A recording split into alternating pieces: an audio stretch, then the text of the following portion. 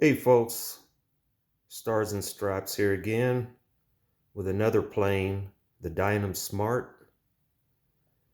It's a 60-inch wingspan plane, tricycle landing gear. I fly this plane on a 4-cell 4000 pack, and it flies for 8 to 10 minutes on that. Excellent flying plane. It could be considered an intermediate pilot plane, not a beginner. So it is fairly fast. It could be faster. It could have a better power system in it, but for what it is, it's plenty fast. It's not a 3D plane. It kind of looks like a pattern type plane, but it doesn't do 3D well at all. But again, I'm not a 3D flyer, uh, so but it has no bad tendencies in the air. It does have a good presence in the air. The color scheme is excellent for being able to see it. Um, it takeoff and landings are very easy on this plane. Um One thing I did do is Dynam seems to come out with the same props on just about everything. Seven pitch props. Here in New Mexico, the air is thinner, so I upgraded the prop to, I think it's a 12.8, which gives it more speed and more pull. And as far as reviews that I've seen before I bought this plane, was that the nose gear wire bends easily. The nose gear, when you look at it in person, is much thicker of a wire than what you see on video.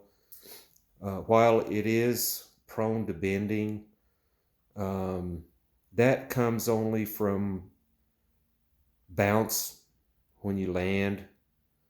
Uh, Obviously, if you bounce the plane and it hits the nose gear, it's going to bend. Um, Tricycle landing gear planes are really easy to land. Actually, you want to land on the mains and let the nose come down. Another thing that I did on this plane, looking on the inside,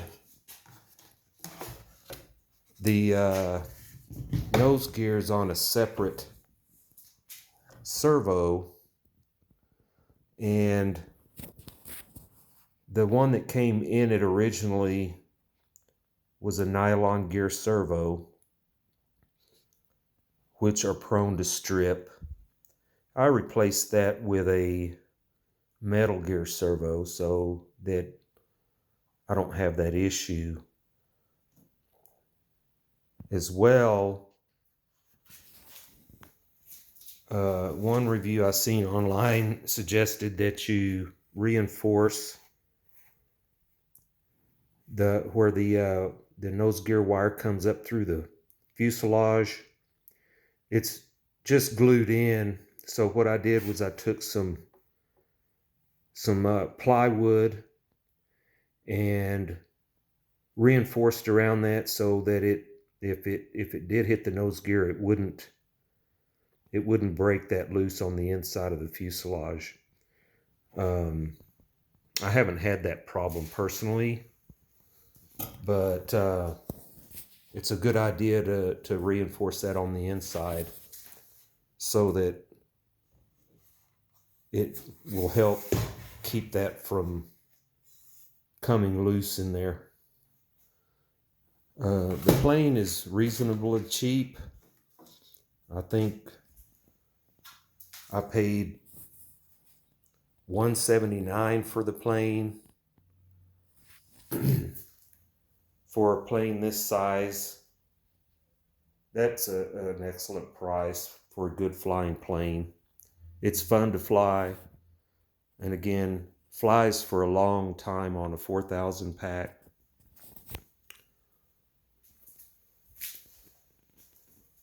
I've had a lot of Dynam planes, mostly back when I first started flying the Dynam Warbirds, which they all fly really nice and really good.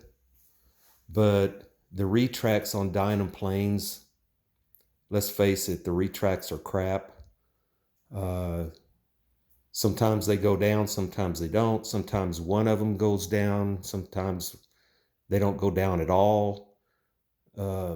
So you end up replacing retracts, and then you're getting way up in the dollars. When you're having to replace retracts, you might as well at that point buy E-flite or something with dependable retracts. But uh, on this particular plane and any other Dynam plane, you might as well guess that you're going to have to replace some servos. In this plane, I actually did have to replace all 4 servos, the ailerons, elevator, and rudder.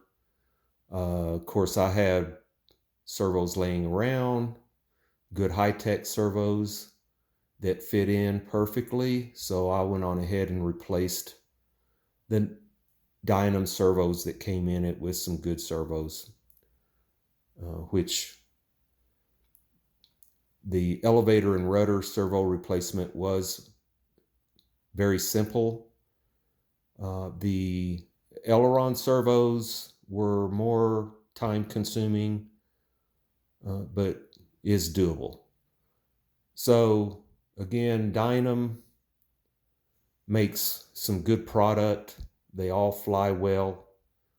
It's just you'll have to end up replacing some servos or a speed controller, or upgrading a prop to, depending on where you're at, what pitch you use. But anyway, that's the Dynam Smart. Nice plane. Check it out.